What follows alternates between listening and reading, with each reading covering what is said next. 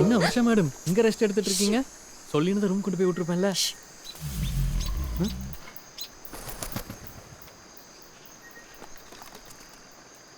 என்ன மேடம் பாக்குறீங்க?